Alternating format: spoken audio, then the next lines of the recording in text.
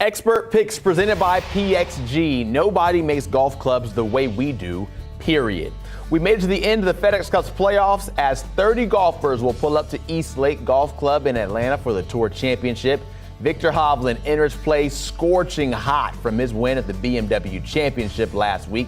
His victory propelled him to second in the standings leading up to play this week. So with the field being set using starting strokes scoring format, Scottie Scheffler will be the one who will start the tournament in the lead at 10 under. He will tee off at 2 Eastern. He'll tee up at the same time as the second place guy, Victor Hovland, who will start at 8 under.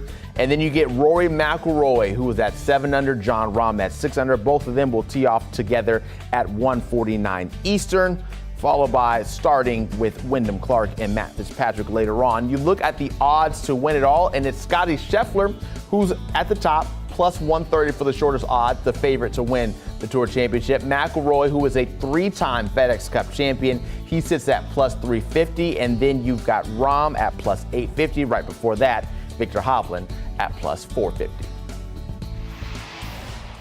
It's even money when my guy Greg Ducharme is here. He set the table for the FedEx Championship, getting ready to conclude. And we'll start with Scottie Scheffler here, looking for his first FedEx Cup title. He starts in the lead by 2 strokes. With that in mind, is it his championship to lose? It is. And it absolutely is. And there are a couple reasons for that. One, this has been one of the most incredible seasons we've ever seen on the PGA Tour when it comes to his ball striking. It's been well documented. He's first on tour and strokes gained tee to green, and first off the tee, and first approaching the green, and first in greens of regulation. He has a chance to set a PGA Tour record for greens of regulation percentage this week. This has been just an incredible display of tee to green play, yet it's only led to 2 wins. And the disappointment with Scottie Scheffler is very clear. It all comes down to putting. And the one statistic I'd like to point out is putting from 4 to 8 feet. He's 172nd on tour. There are only 13 players worse than him in the category, and none of them made it to the Tour Championship or the BMW. And this range, while strokes gained putting may not be a requirement to winning, this range will be, especially when you're playing with a lead. Cleaning up those should make putts are really important, and it's been a big concern for Scottie Scheffler all season. The concern for Victor Hovland certainly was not there last weekend, the way he played at the BMW Championship, shooting that 61 to win. With that in your mind, knowing how he was able to finish off the round, how do you feel about his outlook to win coming up this week?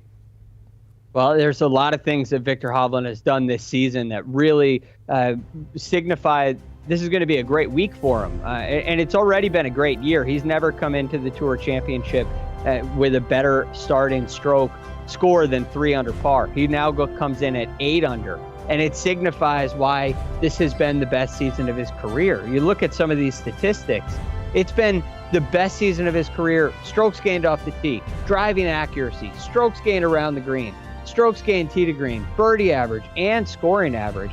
This is a complete player. And when you look at East Lake, it requires accuracy off the tee. It requires really solid long iron play, all of which Victor Hovland possesses. So the only question is, can he follow up a great round, a great tournament like he had at the BMW Championship with another one? And that's really the only reason why I may have a question. And quite frankly, that's not a fair reason. So yeah, the outlook for Victor Hovland looks pretty good. Rory McIlroy, on the other hand, sitting in third. He'll start the tournament at 7 under. Do you think he can do what it needs to be done to go back-to-back as the FedEx Cup champion? He is, since the starting strokes era began, he is the only player who has come from behind. We've had four occasions where this event has taken place with starting strokes. Rory McIlroy won starting at 5 under par. He won starting at 4 under par last year. And he is the only player to ever do that. Both Dustin Johnson and Patrick Cantlay were leading when they won.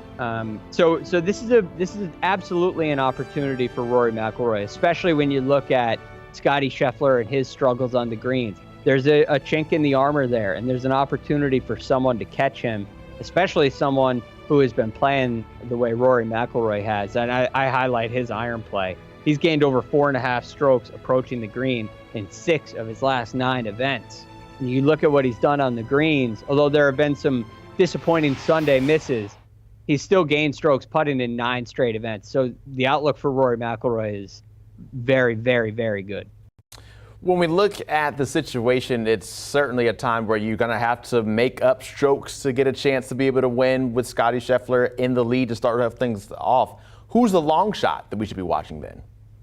My long shot this week starting at 2 under par, and it's Sungjae Im. And there are a couple of reasons for that. One, he did come and tied second here last year, although he started at 4 under last year. But Sungjae Im has the ability to make birdies. He has the ability to make the birdies he needs in order to win. He is 16th on the PGA Tour in birdie average. And you look at what he's done, he's getting really hot coming into this week. He was tied 14th at the Wyndham, tied 6th at the FedEx St. Jude Championship, and 7th last week at the BMW. We're starting to see the strength of Sungjae Im come back to form, which is his driving of the golf ball, which I believe is really important at Eastlake. And he is one of the most accurate drivers of the golf ball out on the PGA Tour. 33rd this season in driving accuracy. I think that's going to be a really big asset for a player coming in great form. Without further ado, who is your pick to win?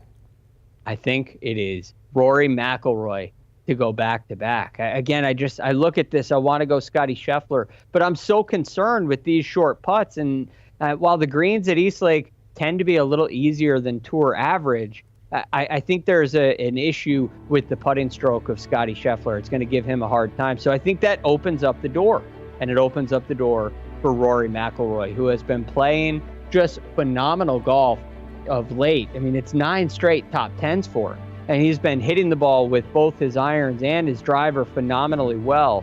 And I think that continues. I like what Rory has done on the greens a lot more than I like what Scottie Scheffler has done. And unfortunately for Victor Hovland, I'm just saying that he's not going to repeat the performance of last week, which may be unfair. But with Rory's pedigree here, winning 3 times at Eastlake, I think it's going to happen for a 4th time and back-to-back for the first time ever as well.